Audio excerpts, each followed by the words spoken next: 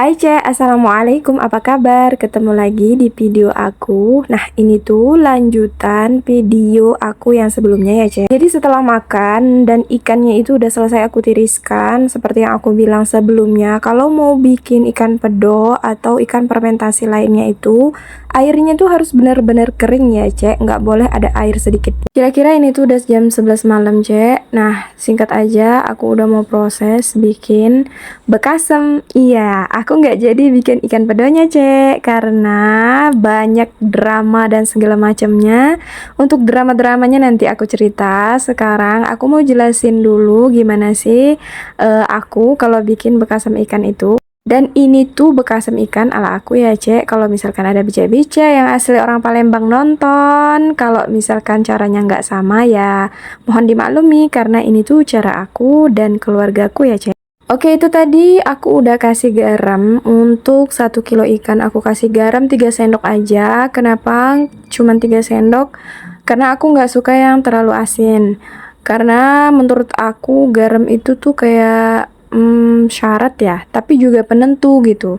Nah, jadi tuh menurut aku garamnya itu nggak usah terlalu banyak, tapi nggak usah terlalu dikit juga.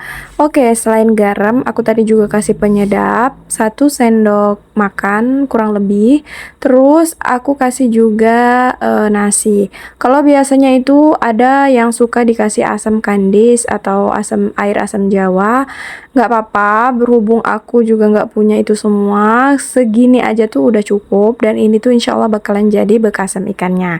Jadi bekasem ikan ini tuh Cek, bagi bicek-bicek yang bukan asli orang Palembang yang nggak tahu apa itu bekasem ikan. Jadi bekasem ikan itu adalah makanan olahan atau hasil fermentasi yang ikannya itu dicampurin gini loh Cek, seperti yang ada di video. Jadi ini nanti tuh kita bakalan endapin atau kita kita diemin lah selama kurang lebih 1 mingguan atau lebih juga nggak apa-apa. Nah, agar bekasem ini tuh berhasil, aku udah siapin 3 toples. Yang duanya itu toples beling. Sebenarnya yang paling bagus itu ya toples beling ya, biar dia itu nggak mudah meledak gitu. Karena ini tuh nanti bakalan ada semacam uap gasnya itu loh Cek, ya namanya makanan fermentasi kan. Bisa lihat kan tape itu gimana kalau difermentasi. Nah, kira-kira ikan bekasem itu ya seperti itu Cek. Oke, udah selesai aku ngaduk nasi, garam, dan ikannya. Ini aku masukin langsung aja ikannya ke dalam toples. Toplesnya itu dalam keadaan kering, nggak boleh ada air ya Cek, karena nanti itu bakalan berpengaruh ke proses fermentasinya. Nanti bekasem ikan ini Cek, kalau kita diamin itu sekitar 1 mingguan itu dia udah ada airnya gitu, ada airnya tersendiri, jadi nggak perlu kita kasih air lagi. Oke, aku mau cerita kenapa aku nggak jadi bikin ikan pedonya dan beralih ke bekasem ikan. Karena aku tuh sebenarnya kesalahan aku juga ya Cek, aku nggak ingat kalau ini tuh malam Selasa, dan malam Selasa itu jadwalnya aku mulai ngajar ngaji lagi. Jadi keasikan libur dan aku tuh lupa kalau misalkan malam ini tuh aku harus ngajar ngaji. Dan setelah pulang dari pasar itu kan udah azan ya Cek, waktu sampai rumah. Nah, aku langsung buru-buru tuh ke tempat aku ngajar, sampai ikannya pun belum aku cuci, langsung aku masukin ke dalam kulkas aja. Nah, pulang dari ngajar ngaji itu setengah 9 malam. Kemudian setelah pulang aku cuci-cuci ikannya, itu tuh nyuci ikannya lumayan lama. Kemudian aku masak dan beres-beres rumah juga sedikit-sedikit. Singkat cerita, setelah makan, kemudian istirahat sebentar, itu tuh udah jam 11-an lewat gitu loh Cek. Udah jam 11 malam, terus menuju ke jam 11 lewat. Nah, aku pikir aku nggak sempat lagi nih buat bikin ikan pedonya karena mataku udah ngantuk, badanku udah capek, karena paginya juga aku ngerumput ya Cek.